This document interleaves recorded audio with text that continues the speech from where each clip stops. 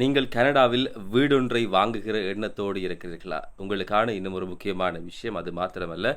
பெண் உட்பட 12 பேர் அதிரடியாக கைது செய்யப்பட்டிருக்கிறார்கள். நாடு கடத்துவதற்கான மிக முக்கியமான தீர்மானம் ஒன்றும் மேற்கொள்ளப்பட்டிருக்கிறது. இந்த விடயங்கள் சம்பந்தமாகத்தான் இந்த காணொளி இன்றைய நாளில் பேசப் போகிறது. இது போன்ற காணொளிகளை பெற்றுக்கொள்ள மறக்காம சேனலை சப்ஸ்கிரைப் செய்து வைங்க. அருகில் இருக்கக்கூடிய பெல் ஐக்கனை கிளிக் செய்யுங்க. அப்பதான் பதிவிடக்கூடிய காணொளிகள் உடனுக்குடன் உங்களுக்கு கிடைக்கக்கூடியதாக இருக்கும். அது மாத்திரமல்ல, இந்த காணொளியை முழுமையாக பாருங்கள். சொல்லப்பட்டிருக்கக்கூடிய விடயங்கள் தொடர்பில் கீழே கருத்துக்களை பதிவிடுங்க. 24 வயதான பல்கலைக்கழக மாணவன் ஜேனிசன் 3 நாட்களாக இந்த விஷயம் சம்பந்தமாக நான் சொல்லிட்டு இருக்கேன். நிறைய பேர் தனிப்பட்ட முறையில் தொடர்பு கொண்டு இப்படி உதவி செய்வது இந்த மாதிரி தேவை அப்படின்ற விஷயத்தை சொல்கிறார்கள். நிறைய பேர் உதவியும் செய்கிறார்கள். அப்படிப்பட்டிருக்கக்கூடியவர்கள் இந்த காணொலி மூலமாக காணொலியை பார்த்ததுக்கு பிறகு உதவி செஞ்சீங்கன்னு சொன்னால் அந்த விவரங்களை உங்களை விருப்பம் சொன்னால் அனுப்பினா அதை இந்த காணொலியில் சேர்ப்பதற்கு தயாராக இருக்கிறேன். யார் யார் இந்த மாதிரி எவ்வளவு பங்களிப்பு செஞ்சுக்கிறீங்கன்னு சொல்லி அந்த விவரத்தை இதில் குறிப்பிட்டு வரன். பல்கலைக்கழகத்தில் கற்றுக்கொண்டிருக்கக்கூடிய 24 வயதான யாழ்ப்பாணம் இந்துக்களுடைய பழைய மாணவன் ஜேனிசன் ராகம போதனா வைத்தியசாலையிலே சிகிச்சை பெற்றுக் கொண்டிருக்கிறார். ஈரல் மாற்று சத்திர சிகிச்சை அவருக்கு மேற்கொள்ளப்பட வேண்டும் என்பது மிக கட்டாயமாக சொல்லப்பட்டிருக்கிறது. ஆகவே அந்த சத்திர சிகிச்சைக்கு செலவாகக்கூடிய தொகை, அவருடைய குடும்ப விவரம், தொடர்பு கொள்ளக்கூடிய தொலைபேசி இலக்கம், அதே மாதிரி எப்படி நீங்கள் அவர்களுக்கு உங்களுடைய பங்களிப்பை செய்து கொள்ள முடியும் அப்படின்ற விஷயமெல்லாம் இந்த அருகில் போடப்பட்டிருக்கக்கூடிய பதாகைகளுக்கு அதை பார்த்து நீங்கள் தேவை இருக்கக்கூடிய அல்லது வாய்ப்பு இருக்கக்கூடியவர்கள் பங்களிப்புகள் செலுத்திக் கொள்ளுங்க அப்படின்ற விஷயத்தை சொல்கிறேன்.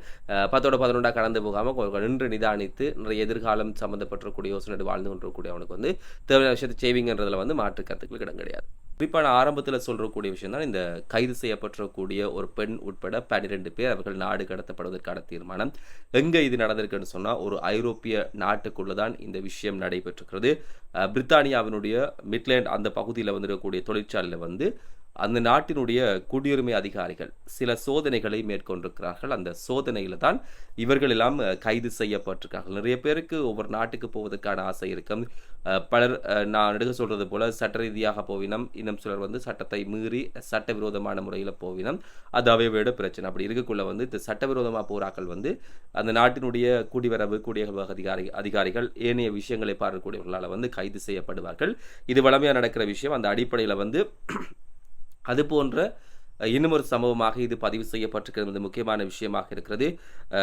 7 ஆண்கள் கைது செய்யப்பட்டிருப்பதாக தெரிவிக்கப்பட்டிருந்தாலும் கூட அந்த எண்ணிக்கை மாற்றம் அடைந்திருக்கிறது. அது மாத்திரமல்ல, கைது செய்யப்பட்டிருக்கக்கூடிய அனைவரும் ஒரே நாட்டைச் சேர்ந்தவர்கள். அது எந்த நாடுன்னு சொல்லி இந்த காணொலி முடியக்கு நான் சொல்றேன். பிரித்தானியாவுடைய உள்துறை அதிகாரிகள் இந்த விஷயத்தை உறுதிப்படுத்தி இருக்கிறார்கள். அது மாத்திரமல்ல, அங்க 7 பேரை கைது செய்தோடு மாத்திரமல்ல, பக்கத்துல இந்த காலம் புது வருஷ காலம், அதை விட வேகமாக சில விற்பனைகள் வியாபாரங்கள்லாம் நடந்து கொண்டிருக்கு. அதுல இந்த கேக் உற்பத்தியும் மிக முக்கியமாக இருக்கும். அப்படி இருக்குள்ள இந்த கேக் தயாரிக்கிற தொழிற்சாலை ஒன்றில் நடத்தப்பட்டிருக்கக்கூடிய சோதனையில அங்க இருந்து மேலும் 4 பேர் கைது செய்யப்பட்டிருக்கிறார்கள். அதே மாதிரி இன்னும் ஒரு வீட்டில் அவர்கள் சோதனையிட்டு இருக்கிறார்கள். அதற்கு அருகில் இருக்கக்கூடிய வீடு ஒன்றில் அங்கே இருந்து ஒரு பெண் கைது செய்யப்பட்டிருக்கார். ஒட்டுமொத்தமாக இவர்கள் கைது செய்யப்பட்டிருக்கார் என்பது விடயமாக இருக்க, இந்த சோதனையில் இவர்கள் அனைவரும் ஒரே நாட்டைச் சேர்ந்தவர்கள். அது மாத்திரமல்ல, விசாவினுடைய நடைமுறை விதிமீறல்களை மேற்கொண்டார்கள் என்ற குற்றச்சாட்டினுடைய அடிப்படையிலே கைது செய்யப்பட்டிருக்கிறார்கள். இதில் 4 பேரை உடனடியாக பிரித்தானியாவிலிருந்து வெளியேற்ற அல்லது அவர்களுக்குரிய நாடுகளுக்கு அனுப்புவதற்கான மிக முக்கியமான தீர்மானம் ஒன்று எடுக்கப்பட்டிருக்கிறது. மிச்ச 8 பேரையும் பார்த்தீங்கன்னு சொன்னால் உள்துறை அலுவலகத்துக்கு இந்த தகவலை அடிக்கடி சொல்லி வந்திருக்கணும். எங்களுக்கு இந்த குடியுரிமை விஷயம் தொடர்பில் சரியான தீர்மானம் ஒன்று மேற்கொள்ளணும்.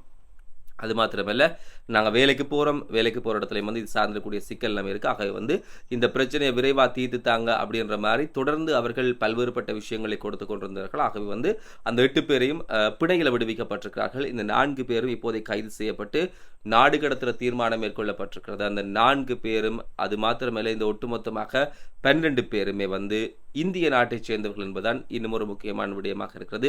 இந்தியா மீது எல்லா மிக முக்கியமான நாடுகளும் கொஞ்சம் கோபத்தில் இருக்கிறோம். கனடாவை பொறுத்தவரை தாறுமாறா குற்றச்சாட்டுகளை தொடர்ந்து சொல்லுது.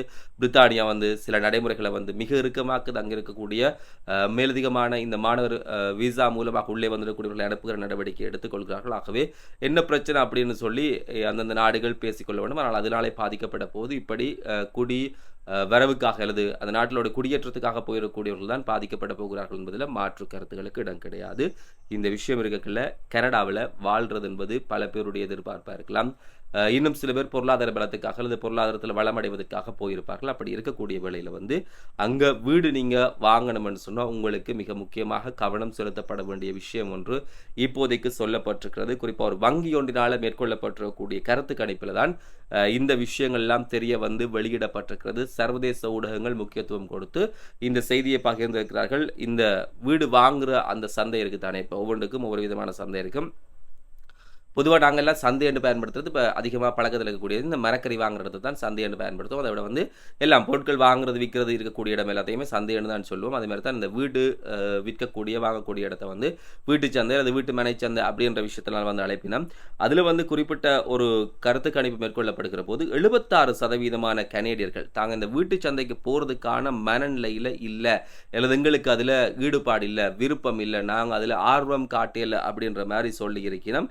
அது மாத்திரமல்ல, இணையவழி மூலமாகத்தான் இந்த கருத்து கணிப்பு மேற்கொள்ளப்பட்டிருக்கு. அதனால வந்து பல்வேறு தரப்பினர்கள், பல்வேறு தொழில்களை செய்யக்கூடியவர்கள், பல்வேறு வருமான மூலங்களை கொண்டிருக்கூடிய எல்லாருமே வந்து இதில் தங்களுடைய கருத்துக்களை சொல்வதற்கான வாய்ப்பு கிடைச்சிருக்கு. அது மாத்திரமல்ல, அந்த 76% தாண்டி அது ஒரு விதமான கருத்து கணிப்பு. இன்னும் ஒரு விதமான கருத்து கணிப்பு அப்படின்னு சொன்னா வந்து இந்த வீட்டு விலைகளை பொறுத்தவரையிலே அவர்களிடத்தில் மேற்கொள்ளப்பட்டிருக்கு. அதில் வந்து சொல்லப்பட்டிருக்கு 70% இந்த வீட்டின் விலை சடுதியாக கூடி போயிருக்கு, அதனால வந்து நாங்கள் வீடு வாங்குறது தொடர்பில் வந்து சிந்திக்கவே மாட்டோம் அப்படி என்று அவர்கள் சொல்லி இருக்கிறார்கள்.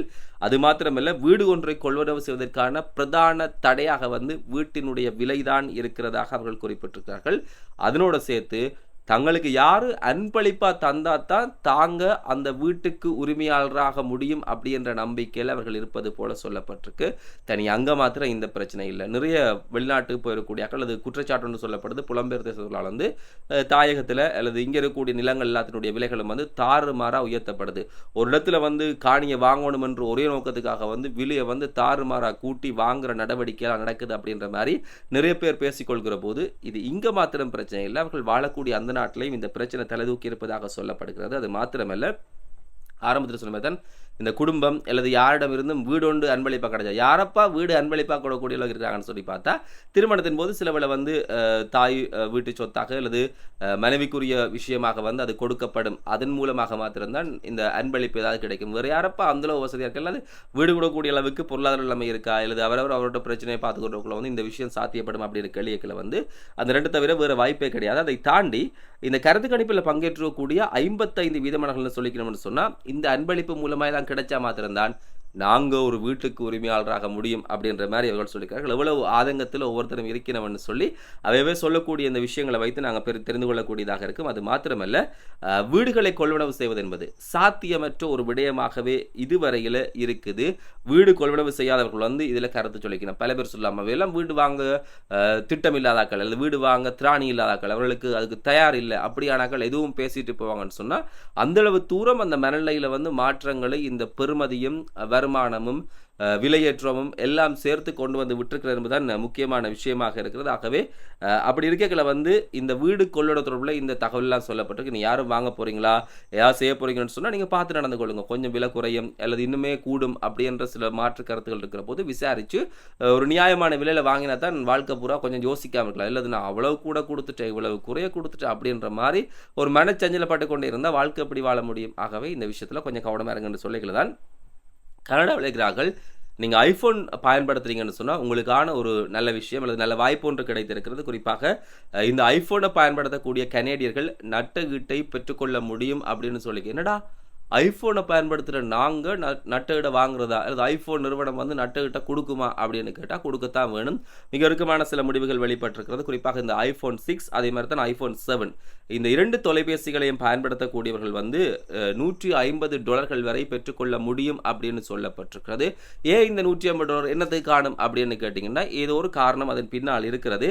இந்த தொலைபேசிகளில் வந்து ஏற்பட்டிருக்கக்கூடிய கோளாறு குறித்த காலத்தில் வந்து அது ஒரு சரியான முகாமைத்துவம் இல்லாத அல்லது அது வந்து ஒரு ஃபெயிலியர் மாடலாக தோற்றுப்போன ஒரு வகையறாக்குள்ள வந்து அது அடைக்கப்பட்டுட்டது அல்லது அடங்கப்பட்டுட்டது. அதனுடைய காரணமாக அந்த தொலைபேசியை வாங்கி ஏமாந்திருக்கக்கூடியாக்கள் வந்து இந்த தொகையை பெறுவதற்கு தகுதியுடையவர்கள் அப்படின்னு சொல்லப்பட்டிருக்கிறது. குறிப்பாக வந்து இந்த தொழில்நுட்ப கோளாறு இதனுடைய காரணமாக வந்து தாங்க பாதிக்கப்பட்டிருக்கோம் அப்படி என்பதற்காக $14.4 மில்லியன் நஷ்டஈடு கோரி வந்து வழக்கு தாக்கல் செய்யப்பட்டிருந்தது. அந்த வழக்கினுடைய தீர்ப்பு தான் இதை சொல்லியிருந்தது. குறிப்பாக பிரிட்டிஷ் கொலம்பியா உச்சநீதிமன்றத்தில இந்த வழக்கு விசாரணைக்கு எடுத்துக் கொள்ளப்பட்டிருக்கக்கூடிய வேளையில தான் இந்த மிக முக்கியமான உத்தரவு ஒன்று பிறப்பிக்கப்பட்டிருக்குது. ஆனா வந்து கிண்டல்ல வாங்கினாக்கள் அது குறிப்பிட்ட காலத்துக்கு அப்ப வாங்கினா, இப்ப வாங்கினோம்னு சொல்லி போகலாது. நீங்க எப்ப வாங்கியிருக்கணும்னு சொன்னா வந்து 2023ஆம் ஆண்டு ஜூன் மாதம் 15ஆம் தேதி இல்லாட்டி அதுக்கு முதல் வாங்கியிருக்கக்கூடிய ஆக்களுக்கு மாத்திரம் தான் இந்த விஷயம் செல்லுபடியாகும்.